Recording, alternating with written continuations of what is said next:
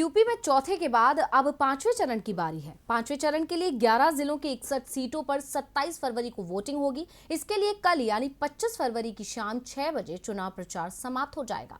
चुनाव प्रचार की समय सीमा समाप्त होने से पहले सभी राजनीतिक दलों ने प्रचार में अपना पूरा जोर लगा दिया है। तो चलिए बताते हैं आपको कि आज किसने कहां से भरी हुंकार। देखिए ये रिपोर्ट। उत्तर प्रदेश में 4 चरणों का मतदान संपन्न हो चुका है। सबकी नजर अब 5वें चरण के मतदान पर है।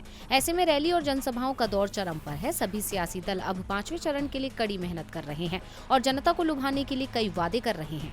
इसी कड़ी में आज सपा प्रमुख अखिलेश यादव प्रयागराज जिले की हंडिया विधानसभा में थे, जहां उन्होंने बीजेपी पर जमकर निशाना साधा है। बीजेपी पर हमला बोलते हुए अखिलेश ने IAS PCS में भर्ती का मुद्दा उठाया। अखिलेश ने कहा कि गर्मी निकालने वालों ने भर्ती नहीं निकाली। आज युवाओं की उम्र बढ़ गई है, भर्ती निकालने के नाम पर इनके मुंह पर ताले लगे हैं। युवाओं की कड़ी मेहनत के बाद भी सरकार ने 3 साल से सेना में भर्ती नहीं निकाली है। अखिलेश यादव जहां प्रदेश में भर्ती की बात कर रहे हैं, वहीं कांग्रेस महासचिव ने बीजेपी पर जाति और धर्म की राजनीति करने का आरोप लगाया है। कांग्रेस महासचिव प्रियंका गांधी ने बाराबंकी में कहा, उत्तर प्रदेश की राजनीति में जाति और धर्म पर ज्यादा जोर होने से राजनेता बेफिक्र हो गए हैं और वो असल मुद्दों को दरकिनार कर रहे हैं। बीजेपी पूरे देश में जनता से झूठ बोलने का काम करती है और जनता इनके जाल में फंस जाती है, लेकिन अब जनता भी इनके झूठे वादों से वाकिफ हो चुकी है।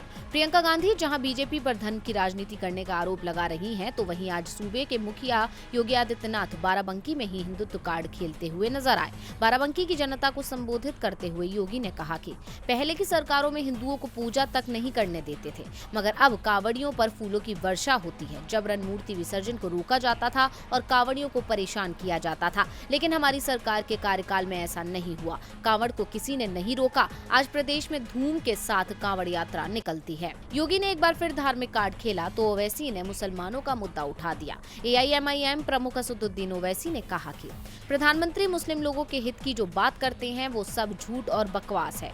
देश की जनता बीजेपी के झूठे वादों में नहीं आने वाली। इस देश में कई प्रधानमंत्री आए और चले गए। हम देश का नमक खाते हैं, बीजेपी या मोदी का नहीं। किसानों के खेत में जो छुट्टा जानवर घूमते हैं और फसलों को चट कर जाते हैं, उनके लिए क्या योजना है, इसका बखान जनता के सामने बीजेपी क्यों नहीं करती है। नमक योगी मोदी का नहीं है। हम लोग नमक से लेकर पानी जो भी खाते पीते हैं उसकी अदायगी करते हैं।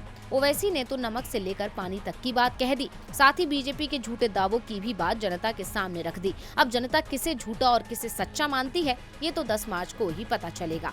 DV लाइव की रिपोर्ट।